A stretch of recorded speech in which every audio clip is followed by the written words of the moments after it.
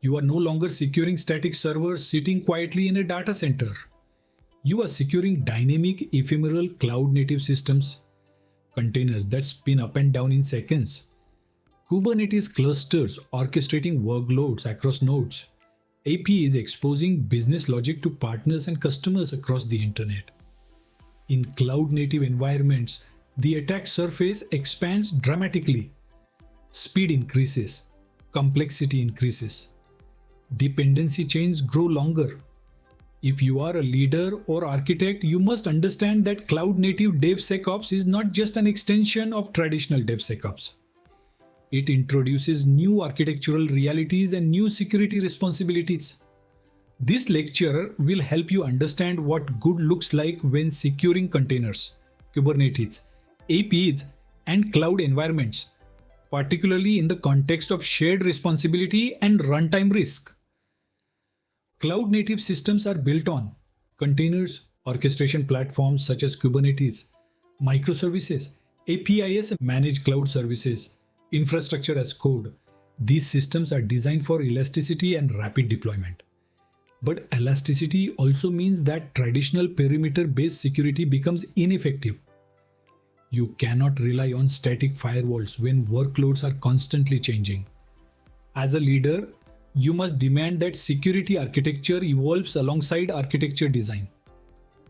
If your organization adopts cloud-native patterns without cloud-native security principles, you create blind spots that scale automatically. One of the most misunderstood aspects of cloud security is shared responsibility. Cloud providers secure the infrastructure of the cloud, physical hardware, underlying virtualization layers, and foundational services. You secure what you deploy: configurations, identities, applications, data, network segmentation, and access policies. If this division of responsibility is unclear at leadership level, assumptions become dangerous. For example, if storage buckets are exposed publicly, that is your responsibility. If container images contain vulnerable packages, that is your responsibility. If Kubernetes role bindings grant excessive privileges, that is your responsibility. You must ensure that cloud shared responsibility is understood across architecture, engineering, and governance teams. Assume protection is not actual protection. Containers accelerate development, but they also package risk efficiently. A container image may include operating system layers, application dependencies, open source libraries, embedded configuration, environment variables. From a leadership perspective, container security requires approved base images, image scanning before deployment, minimal attack surface principles, strict secrets management, signed and verified artifacts. But container security does not stop at build time. You must also consider runtime risk. If a container is compromised after deployment, can you detect anomalous behavior? Can you prevent lateral movement? Can you isolate affected workloads? Good practice means protecting containers at build time and at runtime. Kubernetes introduces a powerful orchestration layer, and with it, complexity. Misconfigured Kubernetes clusters are a frequent cause of exposure. As a leader or architect, ensure role-based access control (RBAC) is tightly defined. Administrative privileges are restricted. Network policies segment workloads. Secrets are not stored in plain text. Cluster configurations are continuously validated. Audit logging is enabled and monitored. In managed Kubernetes services such as AKS, the platform provider secures the control plane infrastructure. But cluster configuration, identity integration, and workload policies remain your responsibility. What good looks like is standardized cluster configurations aligned with security baselines, not ad hoc deployments. When using managed services such as Azure Kubernetes Service, AKS, leaders must ensure integration with centralized identity management, enforcement of least privilege access, use of private clusters where appropriate, monitoring and logging integrated with security operations. regular review of node configurations, and cluster upgrades. Separation of environments, dev, test, production. AKS simplifies infrastructure management. It does not eliminate governance responsibility. Your responsibility is to ensure that convenience does not compromise discipline.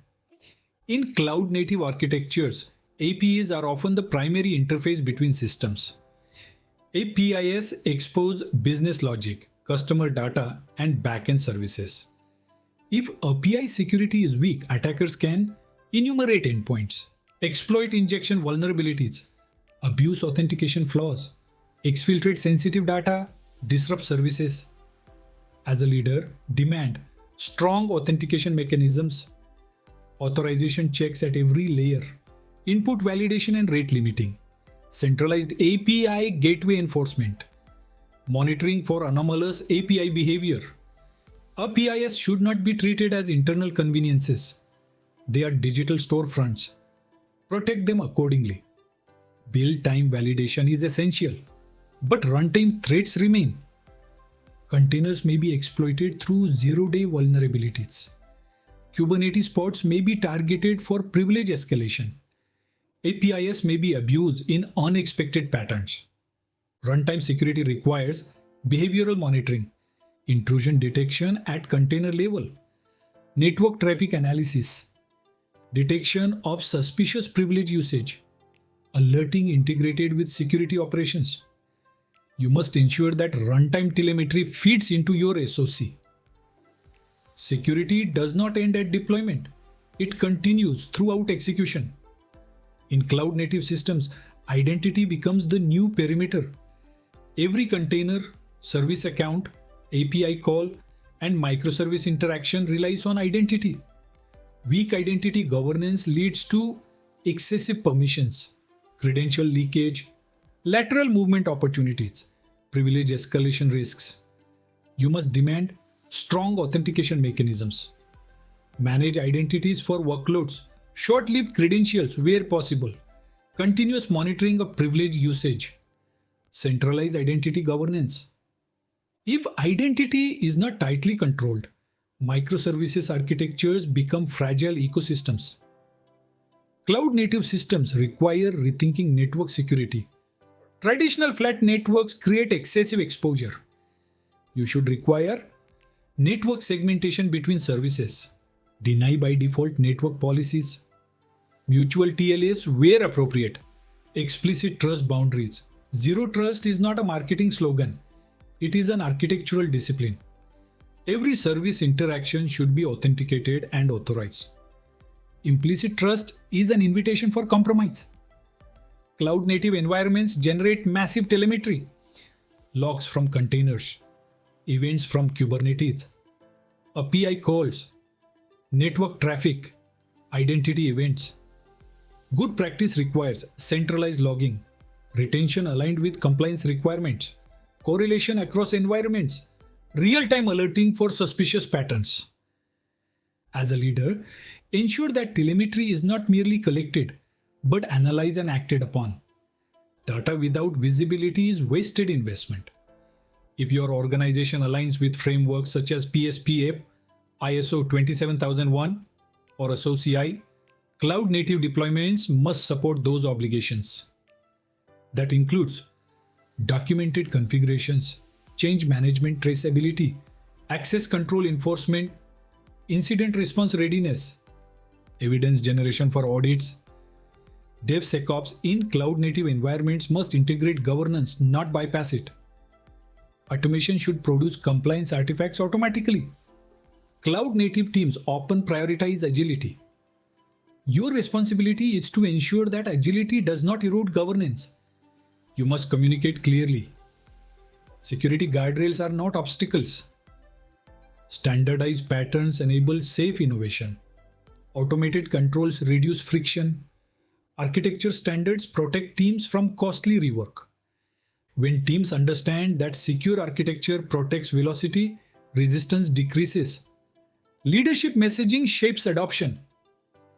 In a mature cloud-native DevSecOps model, containers are scanned and signed before deployment. Kubernetes clusters follow hardened baselines. RBAC is tightly controlled and audited. APIs are authenticated, monitored, and rate limited. Runtime monitoring detects anomalous behavior. Identity is centrally governed. Network segmentation reflects zero trust principles. Shared responsibility is clearly understood across teams. Compliance evidence is automatically generated. Security becomes embedded into cloud-native DNA. Ask yourself, do you understand your cloud shared responsibility boundaries clearly? Are your Kubernetes clusters standardized and governed? Is API security consistently enforced? Are runtime threats visible to your SOC? Is identity treated as a core control plane? Are cloud-native environments aligned with regulatory expectations? If you cannot answer confidently, your cloud-native transformation may be outpacing your security architecture. Acceleration without governance invites instability. If this lecture has highlighted the complexity and importance of cloud-native DevSecOps, take immediate steps. Review your Kubernetes security posture. Assess API authentication models. Evaluate identity governance across workloads. Confirm that runtime monitoring integrates with your security operations. Clarify shared responsibility expectations with your teams. Cloud-native security must be intentional, not assumed.